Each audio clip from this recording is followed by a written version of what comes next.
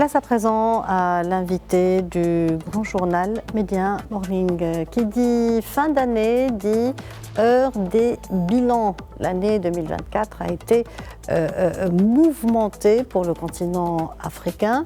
Aujourd'hui, nous nous intéressons à l'essentiel de l'actualité économique en Afrique. Et pour cela, nous sommes en direct avec M. Abdeltif Komat, doyen de la faculté des sciences juridiques, économiques et sociales de Casablanca.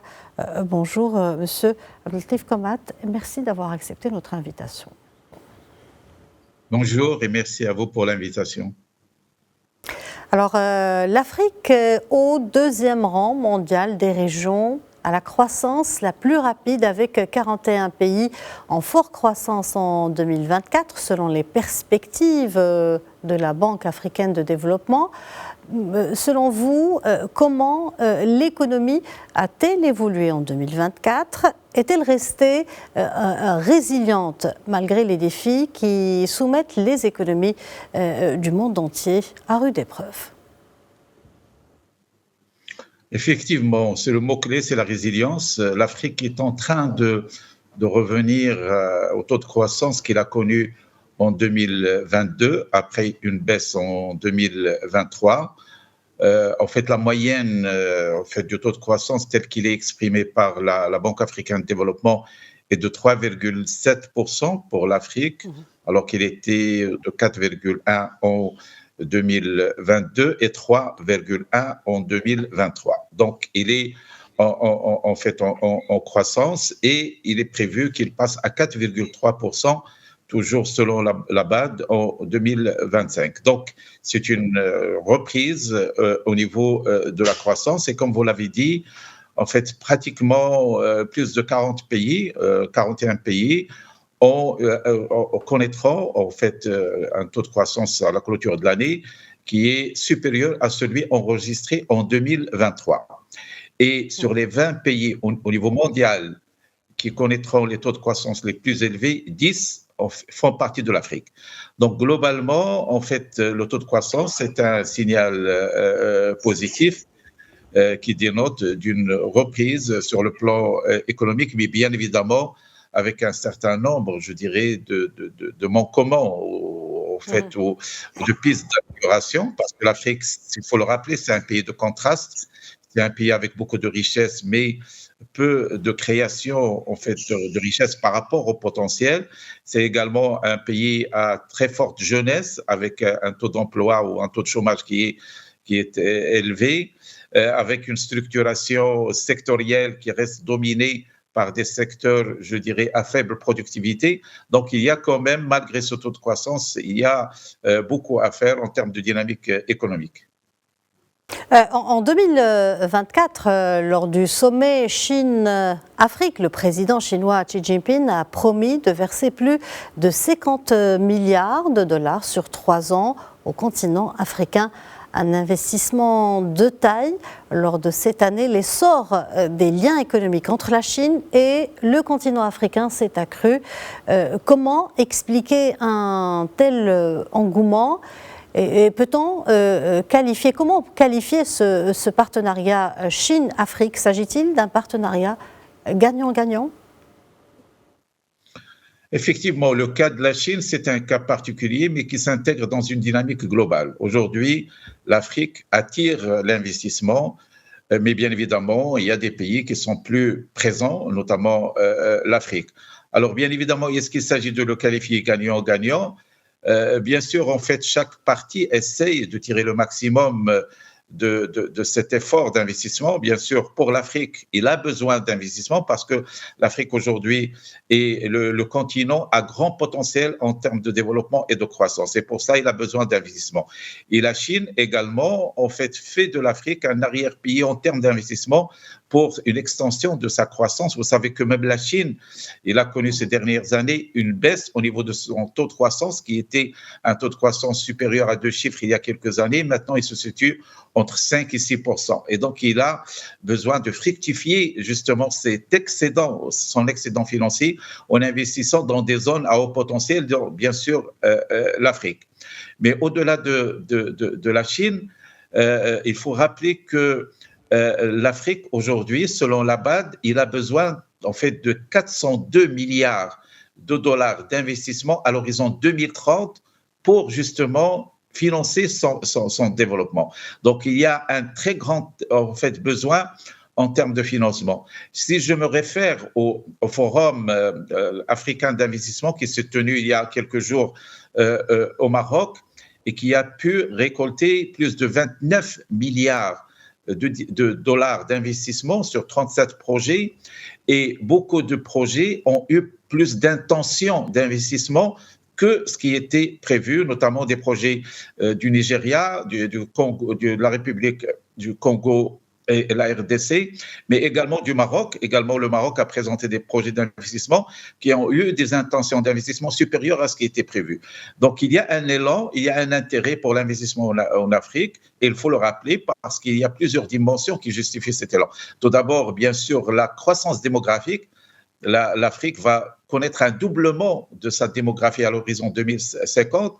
L'Afrique regorge en fait de ressources naturelles, des perspectives énormes en termes de développement de l'agriculture, énormément également de possibilités dans tout ce qui est énergie propre, énergie renouvelable. Donc tout cela fait que l'Afrique ne pourrait qu'être en fait un champ favorable d'investissement à moyen et long terme. La conférence, parlant du changement climatique, la conférence des parties sur les changements climatiques, la COP29,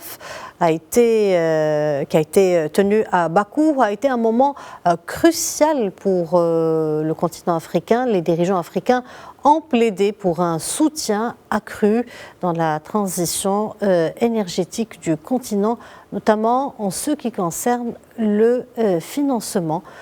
Pouvez-vous nous en dire plus, M. Komat? Effectivement, en fait, la COP29, l'enjeu était essentiellement un enjeu de financement.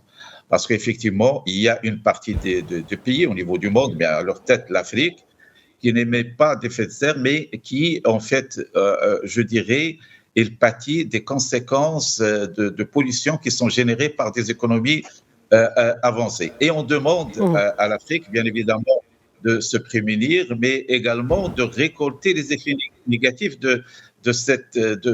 en fait, de son changement climatique dont les responsables sont situés ailleurs. Et bien évidemment, l'enjeu était de chercher un financement qui était estimé jusqu'à 1000 milliards de dollars. Bien sûr, la somme qui a été récoltée à la fin n'a pas atteint le montant qui était, je dirais, attendu, mais toujours est-il, la dimension financement est très importante. Alors, bien sûr, cette question, elle est fondamentale parce que l'Afrique, tout d'abord, il regorge de potentialités, notamment dans le domaine de l'énergie, dans le domaine de l'agriculture qu'il va falloir préserver, mais également, il souffre des conséquences générées par d'autres économies industrialisées. Et c'est pour cela que la question des aléas climatiques est une question pas seulement économique, c'est une question également, bien sûr, environnementale, mais c'est également une question sociale. La question de l'immigration, de l'exode à l'intérieur de l'Afrique, mais l'Afrique vers d'autres pays. Et donc, ce sont des questions hautement stratégiques sur lesquelles, en fait, le monde a une responsabilité, la communauté internationale a une responsabilité. C'est pour cela que cette question a été au cœur des débats lors de la dernière COP. Toujours durant l'année qui s'achève, 2024, l'Union africaine a officialisé le lancement du plan d'accès à l'énergie pour l'Afrique, un projet ambitieux visant à fournir un accès universel à l'électricité d'ici 2030. Sur le continent, environ 600 millions de personnes vivent encore sans électricité. D'abord, votre commentaire, quelle lecture faites-vous de ce chiffre? Et puis, ce plan établi par l'Union africaine peut-il réduire de ce qu'on peut appeler les inégalités énergétiques? Effectivement, c'est des chiffres, je dirais, assez évoquants au niveau de la je dirais, structuration et le sous-équipement en fait, du continent africain, notamment sur des conditions de vie, c'est-à-dire des conditions de travail qui aujourd'hui sont par ailleurs élémentaires.